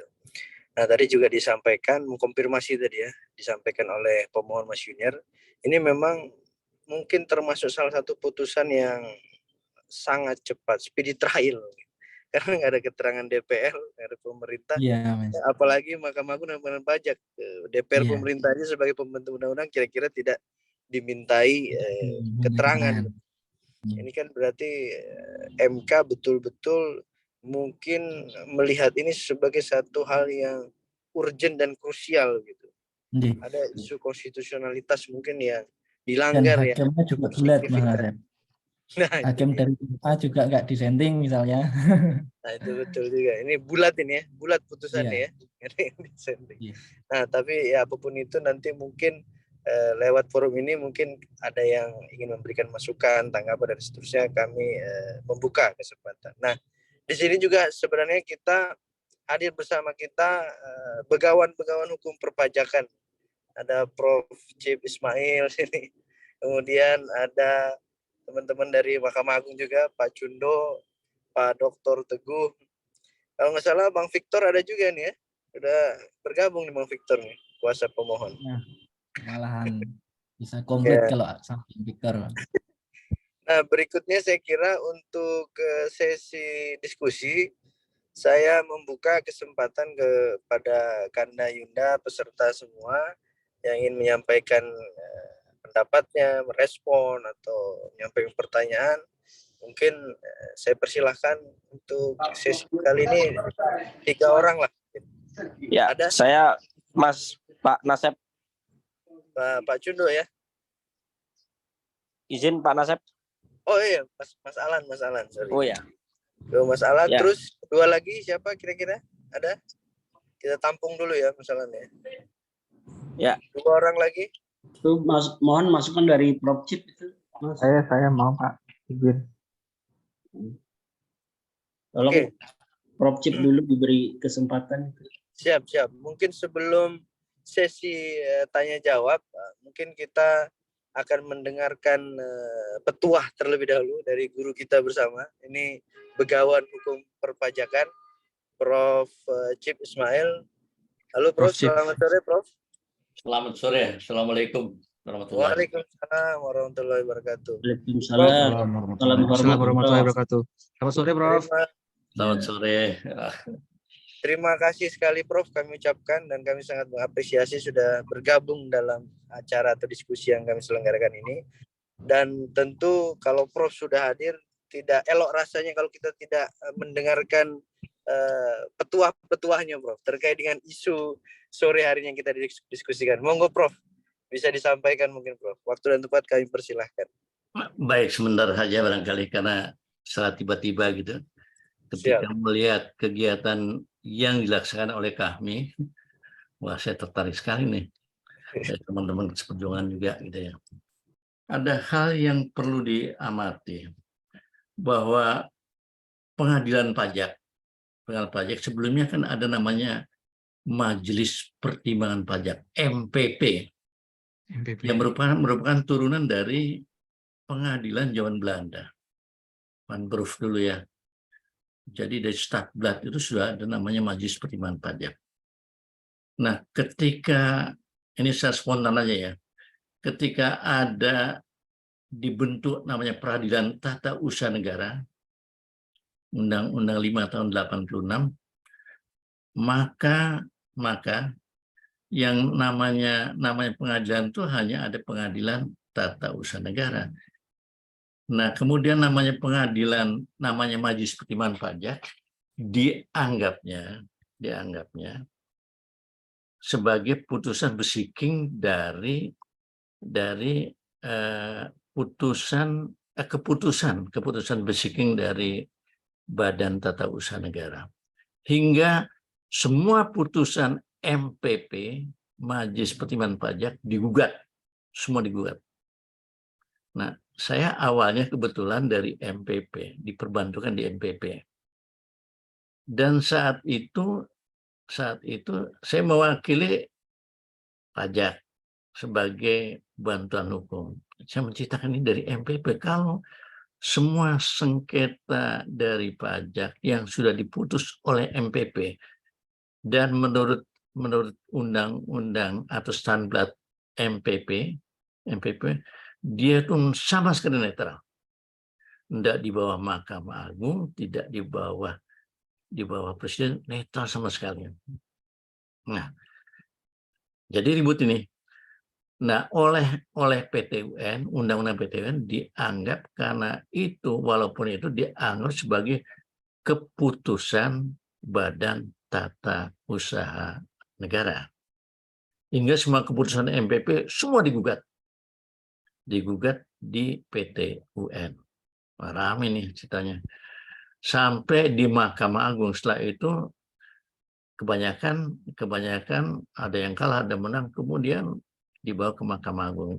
Mahkamah Agung waktu itu bingung ini. Nah, ketika penyelesaian itu dibuatlah ada undang-undang baru pengganti Majelis Pertimbangan Pajak, yaitu namanya BPSP, Badan Penyelesaian Sengketa Pajak. BPSP itu di situ terlibat Menteri Keuangan, tapi langsung pada Presiden. Tapi pengangkatan segala macam itu oleh Mahkamah Agung hakimnya. Tapi pegawai-pegawainya dari Panitra dan semuanya dari Kementerian Keuangan, BPSP. Berjalan. Itu digugat juga kedudukan BPSP. Karena dia adalah badan tidak dikenal sebagai peradilan. Nah, kemudian dibuatlah undang-undang baru namanya Undang-Undang Pengadilan Pajak, Undang-Undang 14 tahun 2002. Karena namanya pajak adalah unsur penting bagi penerimaan negara. Sekarang itu 85% penerimaan dalam APBN itu bergantung pada pajak. Hingga konon diperlukan adanya pengadilan pajak yang mengadili sengketa masalah pajak. Sengketa pajak. Nah, pajak sengketa pajak, hakimnya siapa? Hakimnya yang ngerti masalah perpajakan. Nah, yang ngerti perpajakan, padahal namanya pajak itu putusannya bukan legal saja, tapi masalah akuntansi segala macam. Jadi berkaitan hitung-hitungan pajak, berapa pajak terhutang itu, utang pajak itu besarnya utang pajak, ada hitung-hitungannya. Ini yang merepotkan. Nah, karena itu pada waktu itu berdasarkan Undang-Undang 14 tahun 2002, namanya pengadilan pajak adalah pengadilan di bawah lingkungan peradilan tata usaha negara. Di bawah lingkungan peradilan tata usaha negara. Nah, kalau peradilan itu bisa di PT-UN atau di PT Peradilan Tata Usaha bisa di TTUN. Tapi karena pengadilan pajak itu adalah menyelesaikan sengketa dari yang disengketakan oleh Direktorat Jenderal Pajak, atau kalau pajak daerah oleh bupati atau gubernur, kalau pajak daerah, dan masalah kebiacukaan oleh Dirjen Bea Cukai sudah diselesaikan di sana. Kalau misalnya masih tidak puas, bisa diajukan banding atau gugatan ke pengadilan pajak. Nah, jadi di sini harus yang mengerti pajak, makanya masih terlibat Kementerian Keuangan untuk mengangkat masalah organisasi keuangan, masalah organisasi administrasi dan keuangan masih di bawah pengadilan pajak, di bawah Kementerian Keuangan, masih dua atap. Hal itu buat saya sebagai akademisi, sebagai akademisi juga yang berkecimpung di sana juga, ini tidak benar. Karena apa? Berdasarkan undang-undang kekuasaan kehakiman yang mengatur masalah peradilan itu harus satu atap. Semuanya sekarang itu, dulu pengadilan agama juga ada dua atap, sekarang semuanya jadi satu atap saja. Jadi dengan demikian bahwa kalau berdasarkan undang kekuasaan hakiman sebagai undang-undang pokok masalah peradilan itu harus di bawah Mahkamah Agung. Ya, karena itu putusan MK bahwa itu sesuai dengan Undang-Undang 45 harus di bawah satunya peradilan tata usaha negara, itu udah benar. Cuma masalahnya kemudian bagaimana untuk selanjutnya ini kan dalam masa peralihan segala macam, kemudian untuk pengangkatan dan segala macam masih panjang. Nah, ada satu hal lagi yang tadi disampaikan oleh Dr. Tri Cahya Indra, bahwa ini Mahkamah Agung tidak dimintai pendapat segala macam. Harus diingat pula bahwa putusan MK ini, Mahkamah Konstitusi, itu sangat bergantung pada apa yang diajukan. Ya, jadi yang diajukan permohonan ini oleh teman-teman dari kebetulan dari kami juga ini, ya teman-teman UI, selamat nih atas kemenangan ini. Dia MK tidak boleh melebihi apa yang diminta oleh pemohon. Nah, dengan demikian, kalau dia melebihi pemohon namanya ultra petita, tidak boleh melebihi apa yang diminta. Jadi ya MK juga sudah benar gitu.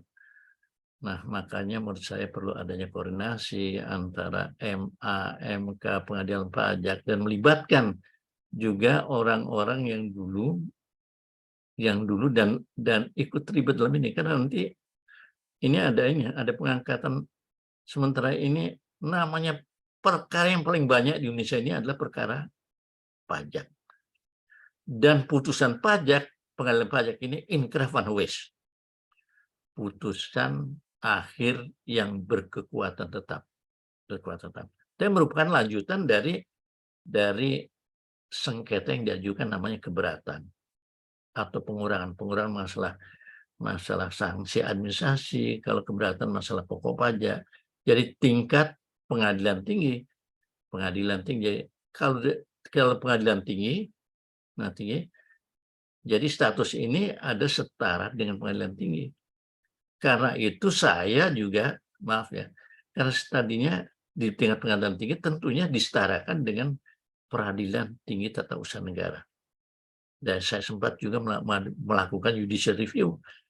Kalau perintah usaha negara juga tentunya umurnya disesuaikan dengan pengadilan tinggi tata usaha negara. Ternyata diterima. Jadi status ini ada setara dengan pengadilan tinggi, walaupun tidak sama dengan peradilan-peradilan khusus di lingkungan peradilan yang ada. Di pengadilan niaga itu dari ini. Tapi dari pengadilan niaga segala macam itu tidak ada banding, langsung ke Mahkamah Agung. Kasasi. Tapi kasasi tentunya ada PK segala macam. Nah, kalau pajak itu langsung tidak ada kasasi lagi. Langsung kalau dia tidak sesuai dengan kehendak para pihak itu adalah wajib pajak, yang satunya adalah pemerintah, bisa Direktorat Jenderal Pajak, bisa bea cukai, bisa kalau pajak daerah itu gubernur maupun bupati, wali kota, maka dia bisa, kalau tidak kan dua pihak itu, wajib pajak maupun para pemerintah bisa mengajukan peninjauan kembali PK ke Mahkamah Agung. Dan ternyata sekarang namanya PK itu paling banyak adalah pajak dari pajak. Ini luar biasa nih. Nah, untuk itu maka dicarilah hakim-hakim agung pajak. Ini sebentar lagi nih. Maaf, cari hakim pajak, hakim agung pajak, setengah mati di sana. Sampai sekarang hanya satu saja dari bea cukai, namanya itu saya sebut namanya. Dan saya kebetulan juga ikut menseleksi untuk menjadi calon-calon hakim agung pajak di Mahkamah Agung. Nah, ini menjadi PR bersama, dan terima kasih. Saya spontan aja nih. Mohon maaf kalau ada salah juga segala macam, semata-mata dari pengalaman dan berdasarkan karena saya juga diminta ngajar juga di Mahkamah Agung. Terima kasih. Salam hormat selalu. Billahi taufik wal hidayah. Wassalamualaikum. Terima kasih, Prof.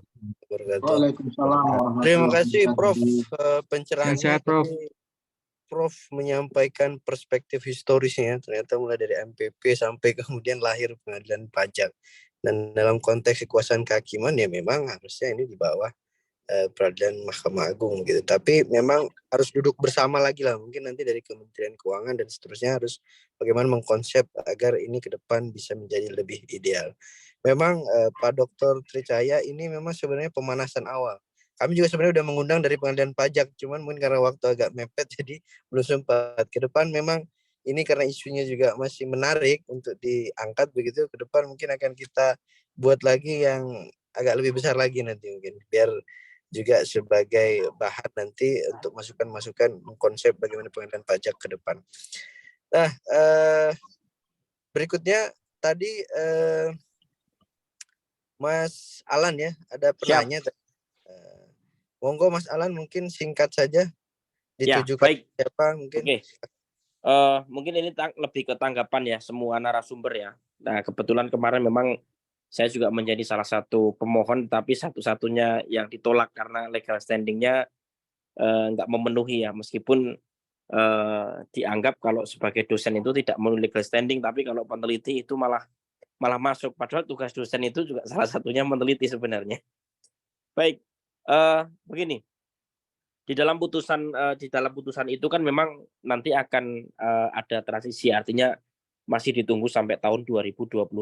Tetapi kok nampaknya saya pesimis apakah kemudian nanti itu akan ditindaklanjuti.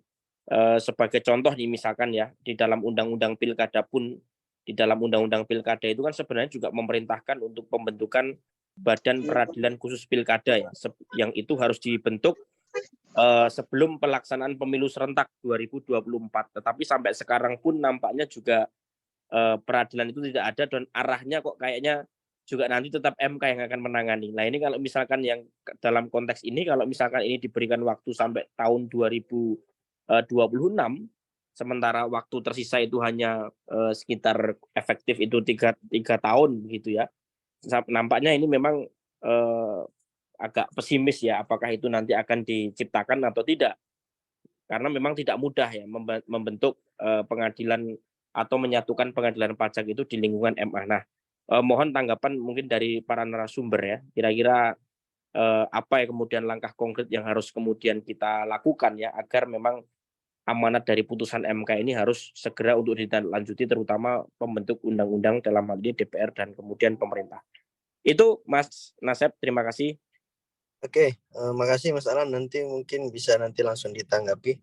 Mungkin saya buka satu penanya lagi ya, terakhir ya, karena waktu kita sudah mepet menjelang maghrib. Ada? Kalau tidak ada, mungkin ini ada satu orang ya, ada 3 pertanyaan, jadi satu orang menanya 3 hal. Mungkin nanti bisa direspon oleh para pembicara semua. Saya bacakan aja sekaligus nanti. Dari Pak Rahmat Januardi Tanjung, ada 3 pertanyaan. Pertama, terkait kuasa hukum, bila mana pengadilan pajak di bawah MA, bagaimana status kuasa hukum yang diterbitkan oleh pengadilan pajak? Kemudian yang kedua, bagaimana terkait dengan putusan pengadilan pajak yang telah diputuskan? Dan sepengalaman saya, putusan PP itu kurang dapat menjadi jurisprudensi. Hal di mana banyak perkara yang notabene sama posisi kasusnya, namun tetap saja kadang implikasi putusannya berbeda. Kemudian yang terakhir, terkait gimana hakim pengadilan pajak, karena memang dalam diskusi yang berbeda terdapat statement dari Komisi Yudisial bahwa hakim pengadilan pajak itu bukan hakim ad hoc tapi ada kecenderungan hakim karir. Itu tadi pertanyaan dari Pak Januardo tadi ya. Nanti mungkin bisa sekalian direspon oleh pembicara. Tapi sebelum sesi terakhir untuk respon dari narasumber, di sini juga udah ada Pak Dr. Teguh. Ada ya? Ini. Kalau ada mungkin bisa menyampaikan juga respon mungkin 5 menit lah maksimal kira-kira. Ada Pak Dr. Teguh, ada nggak?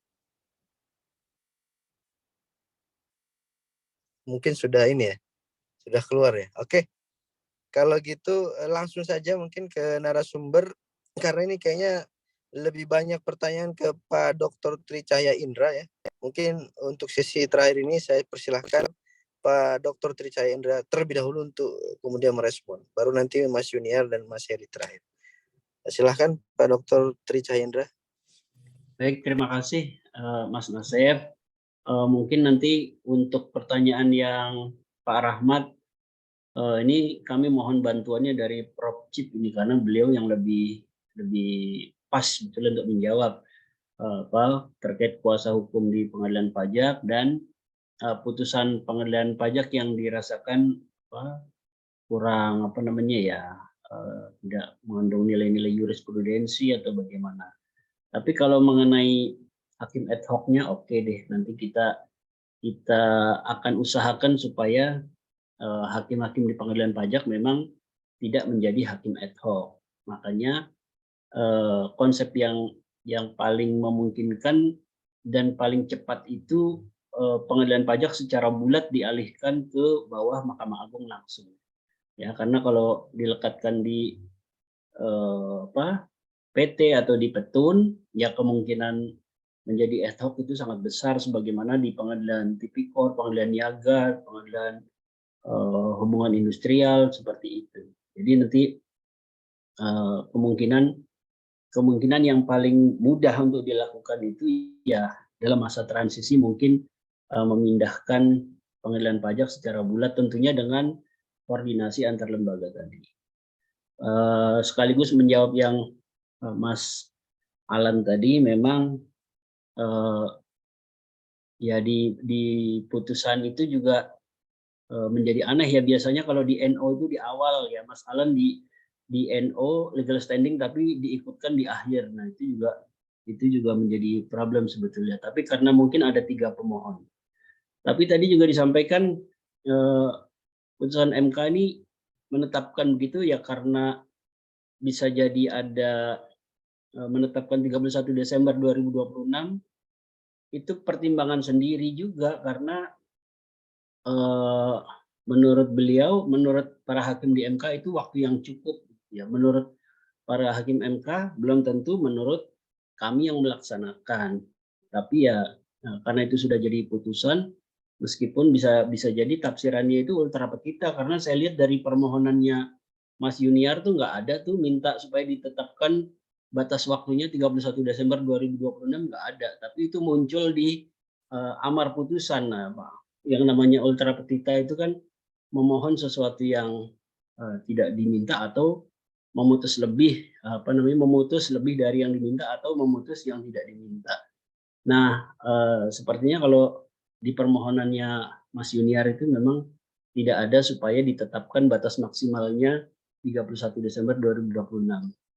Nah, itu judicial activism dari para hakim di MK yang merasa itu sudah cukup. Jadi ya mau tidak mau kami sekuat tenaga akan mewujudkan itu meskipun perlu effort yang sangat kuat.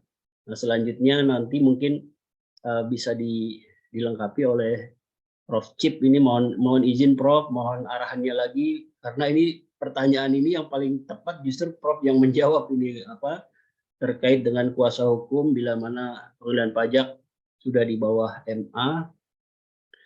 Mungkin khususnya yang ini ya, yang non advokat mungkin ya, atau dua-duanya sekalian saja kita nanti minta pencerahan dari Prof. Chip, termasuk juga putusan-putusan di pengadilan pajak yang dirasa dalam hal kasusnya sama tapi putusannya mungkin berbeda-beda.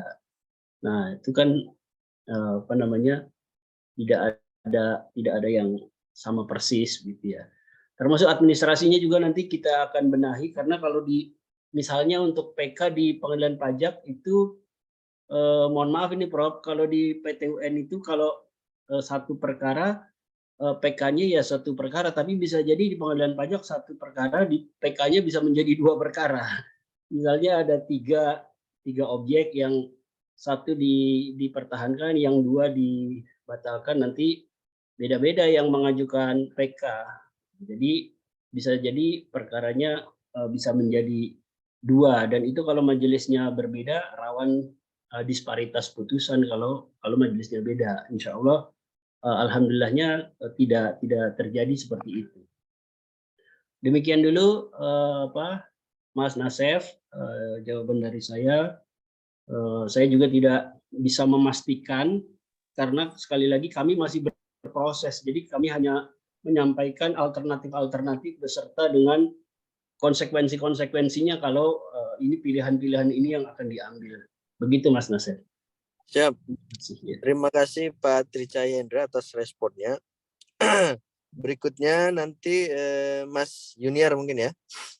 Mas Yuniar silahkan sekaligus closing statement mungkin untuk bisa merespon tadi. Terima kasih Mas Nasef, karena memang berdiskusi ya bagaimanapun saya akan memberikan respon, meskipun ya tentu belum tentu memuaskan, karena di sini juga ada banyak guru-guru yang lebih memahami dan lebih mendalami tentunya.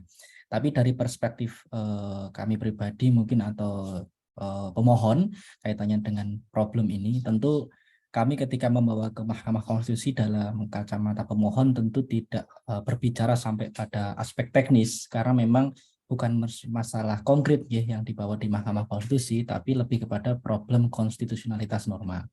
Nah, tetapi memang perkara ini memang tidak cukup sebenarnya ya selesai di putusan Mahkamah Konstitusi. Tentu perlu ada instrumen-instrumen hukum pelengkap, terutama yang paling penting itu sebenarnya yang dikehendaki MK sejak putusan tahun 2016 itu adalah pembaruan Undang-Undang tentang Pengadilan Pajak. Jadi di aspek undang-undang tadi Pak Indra juga menyampaikan harus ada payung hukum yang melandasi apapun itu untuk masa transisi ini. Nah, tetapi kalau memang pembentuk undang-undang, kebetulan di sini ada Bang Rifki juga di DPR, apabila memang komitmen bisa mengawal bahwa pembaruan Undang-Undang 14 2002 itu tentunya perlu untuk dilakukan agar segala aspek yang menjadi kebutuhan untuk masa transisi yang menurut MK ini, kalau pengadilan pajak two-rule system atau dua atap ini inkonstitusional, maka perlu one rule system di Mahkamah Agung, perlu diberikan landasan-landasan pada aspek undang-undang yang lebih komprehensif. Nah, nanti baru pada aspek-aspek turunannya, apakah nanti di peraturan Mahkamah Agung, peraturan-peraturan yang lebih teknis yang akan menyesuaikan, kira-kira begitu.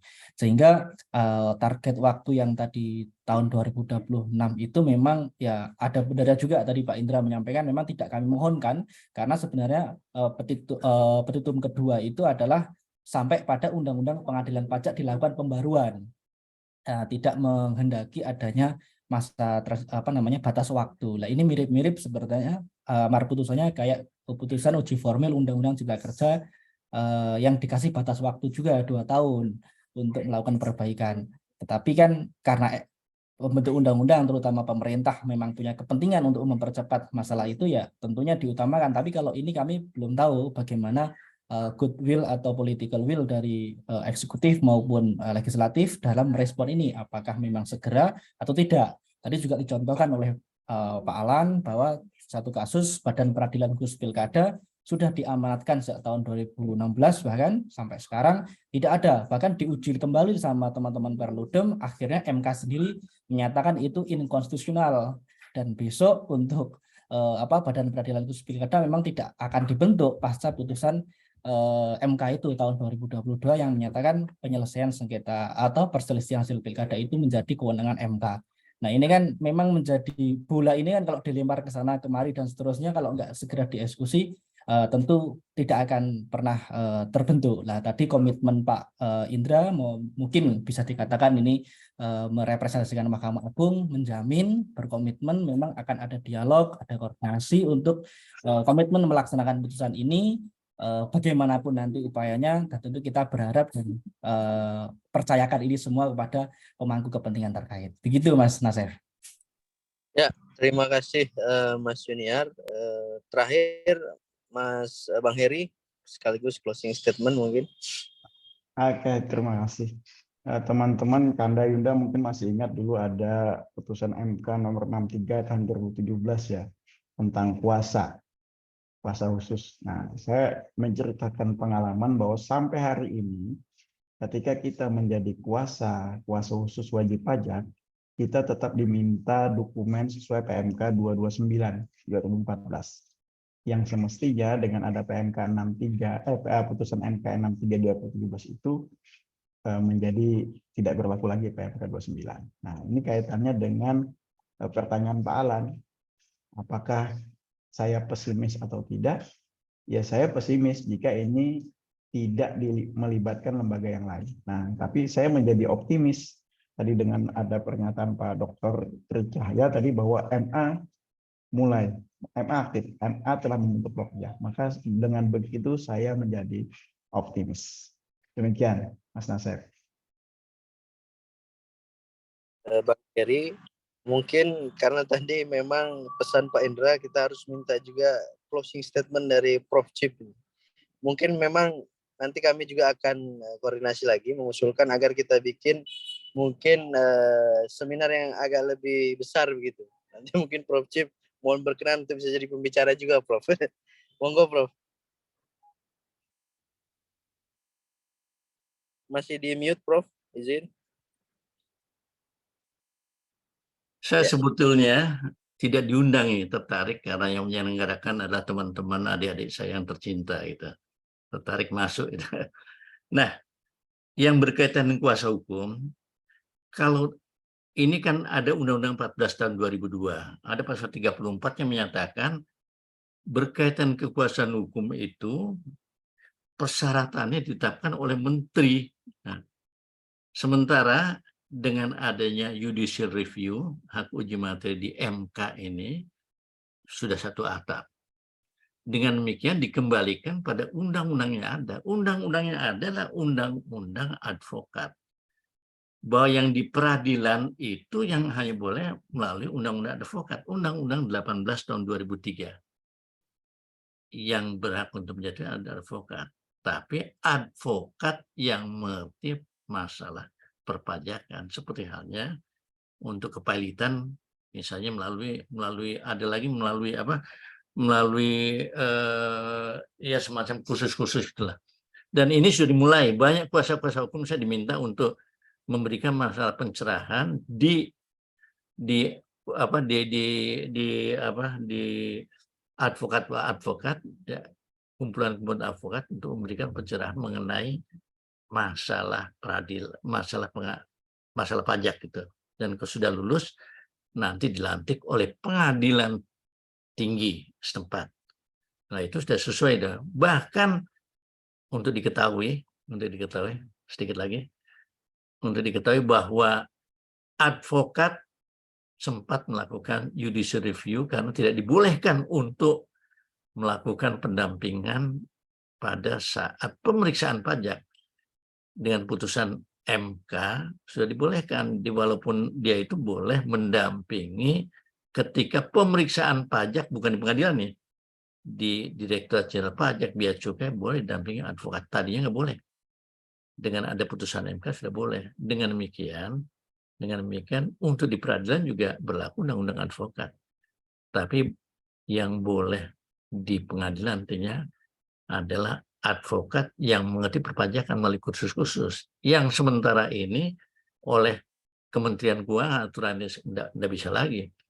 Dan atas putusan, atas rekomendasi di Ketua Pengadilan Pajak tidak boleh lagi karena ada undang-undang yang lebih tinggi dari itu. Itu sementara dari saya. Terima kasih. Ya. Terima kasih Prof atas responnya. Ini melengkapi tadi penjelasan dari para narasumber yang lain. Saya kira memang isu terkait dengan putusan MK ini sangat menarik dan mungkin masih banyak hal yang perlu didiskusikan lebih lanjut begitu. Tetapi karena waktu juga, karena sudah menjelang maghrib, mungkin di lain kesempatan kita lanjutkan diskusinya. Sesi 2. Di sesi 2 kita bikin, atau mungkin ya nanti kita coba usulkan agar ada forum lagi khusus mohon izin Pak Marianto juga pengadilan pajak gitu. Pak Marianto juga tuh Pak. Iya. Pak Marianto juga perlu kita dengar ini. Beliau ini mantan pengadilan pajak juga ini. Siap. Terakhir mungkin sekaligus sebelum menutup kegiatan diskusi ini, Pak Marianto mungkin sepatah dua patah kata sekaligus menutup acara ini. Monggo Pak Marianto, ada yang disampaikan? Masih di mute Pak. Halo? Masih. Bisa siap. didengar Pak? Bisa. Oke. Bahwa pergeseran dari Menteri Keuangan ke Mahkamah Agung itu hanya menyangkut masalah organisasi Pak ya. Jadi tidak menyangkut masalah substansi. Sedangkan saya menarik tadi yang disampaikan oleh Pak Heri Hermawan, masalah independensi hakim.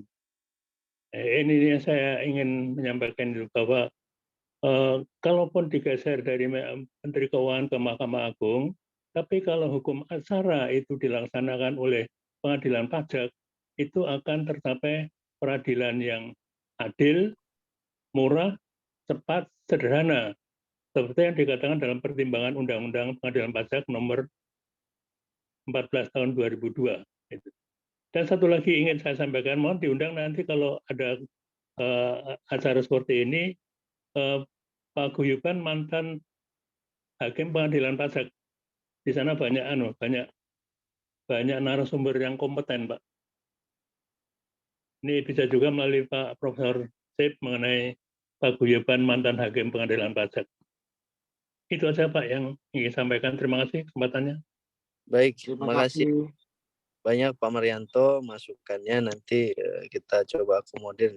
Nanti insya Allah mudah-mudahan kita dalam waktu yang tidak terlalu lama mungkin akan mengagendakan lagi khusus untuk isu. Ternyata isu ini memang cukup menarik karena implikasinya cukup luas begitu. Khususnya penyelesaian sengketa perpajakan. Demikian saya kira untuk diskusi kita sore hari ini. Tentu terakhir kami berterima kasih pertama kepada para narasumber yang telah meluangkan waktu, Prof. Cip Ismail, Pak Marianto, Kanda Yunda semua yang saya tidak bisa sebut satu-satu namanya. Terima kasih. Mungkin kita nanti bisa ketemu lagi di lain acara, di lain diskusi, dan tentunya ya kami akan terus berkontribusi untuk membahas isu-isu krusial, isu-isu strategis tentu demi kemajuan bangsa dan negara. Demikian dari saya, kurang lebihnya mohon maaf, saya akhiri sekaligus menutup acara hari ini. Wabillahi taufiq wal hidayah. Wassalamualaikum warahmatullahi wabarakatuh. Waalaikumsalam warahmatullahi warahmatullahi wabarakatuh. Terima kasih banyak, Prof. Terima kasih. Mas Nasir, Mas Jundo. Ya, Pak Dokter. Assalamualaikum warahmatullahi wabarakatuh. Waalaikumsalam Waalaikumsalam warahmatullahi wabarakatuh.